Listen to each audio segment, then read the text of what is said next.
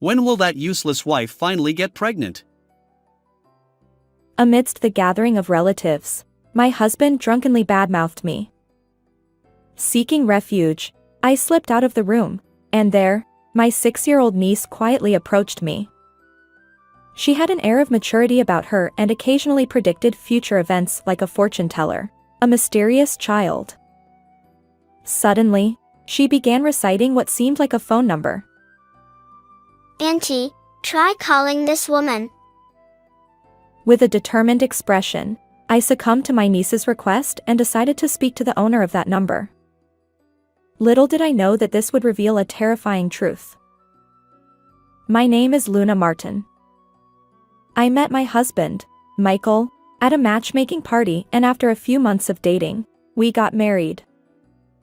Michael was supportive of me continuing to work even after marriage, so I balanced household chores and work, leading busy yet enjoyable days.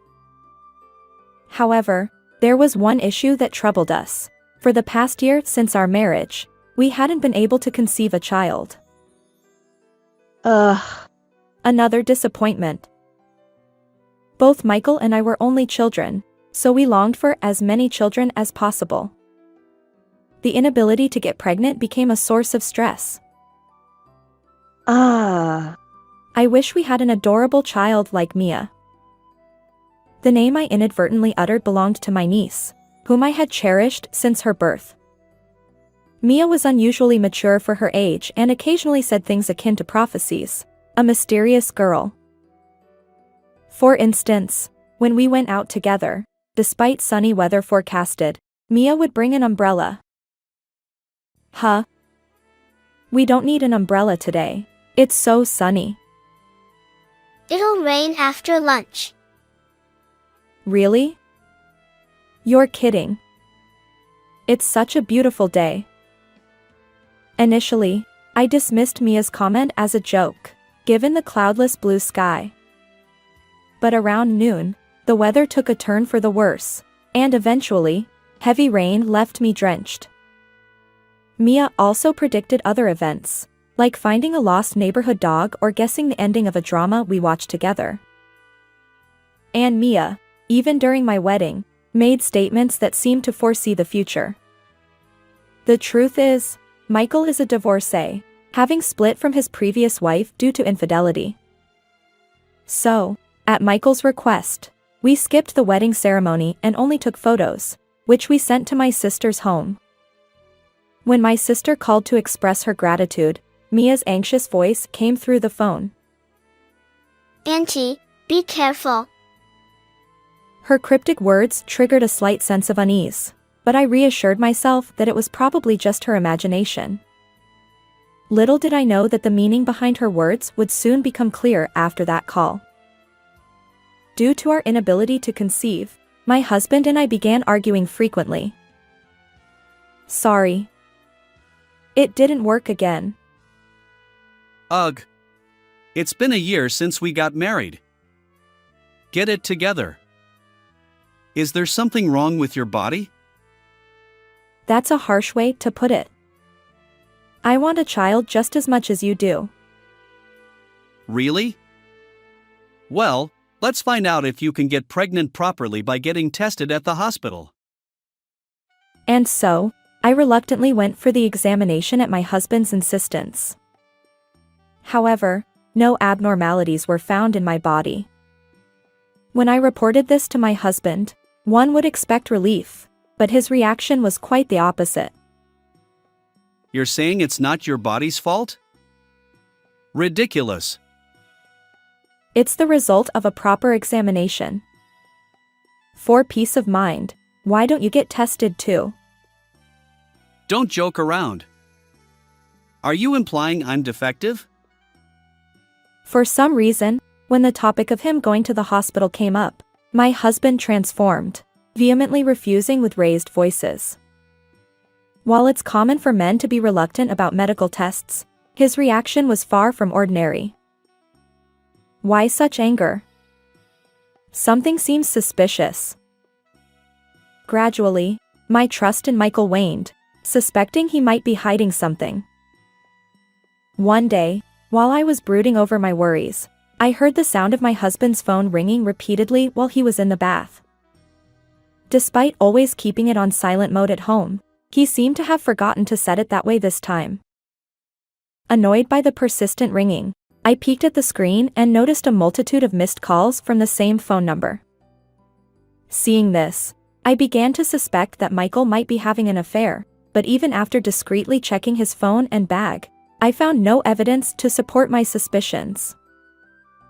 After some time, my husband seemed to be entrusted with a new project, resulting in late-night returns home. I supported him by handling the household chores he was responsible for, but there were no words of gratitude or apology from him. However, as I also worked full-time, it was challenging to manage household tasks perfectly. Hey, the laundry is piling up. Oh, I'm sorry.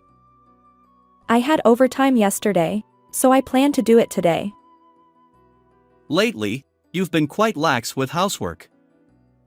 We're having store-bought meals for dinner, and you barely vacuum once a week. I'm doing your share of the chores too. I work too, you know. If you have complaints, how about taking out the trash? Unlike you, I have crucial work that affects the company's fate, so I'm tired. Besides, isn't housework a woman's job? Michael spat out those words and settled onto the sofa to watch a comedy show. Complaining about being busy, yet you come home earlier than I do. As Michael relaxed in the living room, I silently continued with the remaining chores. Thus, caught between work at the office and domestic tasks at home, my heart gradually wore thin. Amidst all this, my husband and I attended a family memorial service. After the solemn ceremony, the gathering transitioned to a meal, with women bustling around, serving drinks to the men. Although my husband was meeting my relatives for the first time, his natural charm quickly won them over, and he engaged in friendly banter over drinks. While everyone praised him as of the kind and wonderful husband, my niece alone regarded him with a wary expression, an unforgettable moment. Then, fueled by alcohol, Michael blurted out disparaging remarks about me to our relatives. My wife claims she's fine after the tests, but something seems fishy. After all, we're still struggling to have a child. As I carried dishes to Michael's table, I overheard him spreading gossip about me. Though others gently scolded him, Michael's momentum didn't wane. When will that inadequate wife of mine finally get pregnant? Unable to bear his words, I rushed out of the venue, tears streaming down my face. Why did he say that, especially in front of our relatives? Just then, my niece Mia came searching for me. Auntie, are you here? She peered at my face and gently held my hand, calming my nerves. I hurriedly tried to return to the memorial service venue, but Mia stopped me. Then, in a hushed voice, she began reciting a series of numbers, a phone number, it seemed. I thought of this number when I saw your husband's face earlier. Call it. Huh? Whose phone number is this? Never mind that, just dial it quickly. Urged by Mia, I entered the number into my phone. Wait, this looks familiar. It turned out to be the same number that had filled Michael's call history on his phone. Realizing this, I hastily made the call. Hello? After a few rings, a melodious voice answered. And from that person, I learned the truth Michael had been hiding, a truth so far-fetched that I initially couldn't believe it. Auntie, what the woman said is true. But Mia, who had been listening alongside me, whispered this as I was panicking. Her words helped me regain composure, and simultaneously, my anger toward Michael erupted. Had my precious year been wasted on such a selfish man? As I hung up the phone, I noticed that the memorial service was about to conclude. With Mia by my side, I left the scene. As we hurried back to the venue, our relatives were already tidying up after the meal, preparing to leave. Hey, where were you? We should head home soon. Spotting me, Michael reached for my arm. Stop. I instinctively shook off his hand and turned on the speakerphone of my phone. Just as Michael, rejected and visibly angry, was about to ask what I was doing, a woman's voice came through the phone. So Luna's words were true after all. Nice to meet you all. I'm Michael's real wife, Cindy. The moment Cindy's voice reached him, Michael's face turned pale, and the surrounding relatives buzzed with unease. Yes, the owner of the phone number Mia had given me was Michael's true wife. Michael had fought with her for some reason and left home. Yet, without officially divorcing, he had somehow carried on a sham marriage with me. I had trusted him to handle the marriage registration, never suspecting he hadn't submitted it. Just as Cindy was about to say something, Michael snatched my phone, cutting the call and powering it off. Hey. What are you doing? And what's your game? Who was that woman earlier? What? Weren't you listening? She's your wife. The real one. Come on, what grudge do you have against me?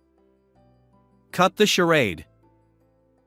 Our exchange unfolded while the watching relatives held their breath, sensing the tension. After a tense exchange, the person we had been waiting for finally appeared. Michael, we finally meet. I've been searching for you. The truth was that Cindy, Michael's real wife whom I had spoken to on the phone earlier, had arrived. Carrying shopping bags, she confidently entered the room, wearing a smile that bordered on intimidation. Why are you here? Luna told me about this place. Coincidentally, I was shopping nearby, so I came straight here. With a grin, Cindy pulled an envelope from her bag and handed it to Michael. It's a good thing I always carry it. As he hesitantly opened the envelope, it revealed divorce papers and some other documents. When I tried to look at the papers, Michael stopped me. What's that? It's just the results of a health check. Well, then why not show it? Persistently pressing him, Cindy dropped a bombshell. You won't show it, will you? Because it states that the cause of infertility is you. Her words caused even more commotion among the relatives. After all, Michael had been blaming me for our inability to have children. Under their cold stares, Michael remained speechless. Afterward, Cindy began sharing the real reason Michael had left home. As it turns out, Cindy faced a similar situation to mine. Despite no issues on her end, she struggled to conceive, and Michael would make hurtful remarks. Fueled by anger, Cindy secretly purchased a testing kit and discovered that Michael was the one with fertility challenges. She intended to support him through infertility treatments, but Michael's reaction was explosive. Why did you test me without my consent? And men can't be infertile. You've wounded my pride. I'll get out of this house.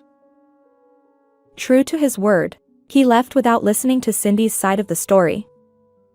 While most of the situation became clear, I still wondered why Michael hadn't divorced Cindy and instead entered into a sham marriage with me. The reason, it turned out, was surprisingly childish. It frustrated me that I was told I was infertile, so I wanted to shock Cindy. Apparently, Michael attended a matchmaking party to prove a point to Cindy. He believed that if he met a young woman like me, she would get pregnant. My plan was to have a child with Luna and then flaunt it to Cindy before serving her divorce papers. When Michael uttered those words, both the relatives and I were genuinely appalled.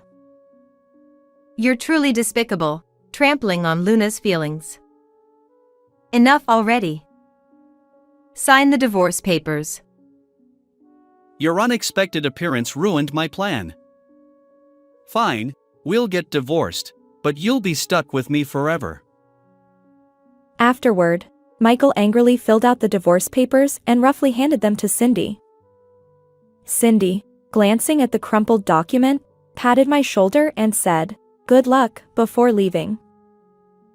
After Cindy left, Michael's previous bad mood vanished, and he reached for my hand with a creepy smile. Now that no one is in our way, we can truly become a family. Let's submit our marriage registration tomorrow.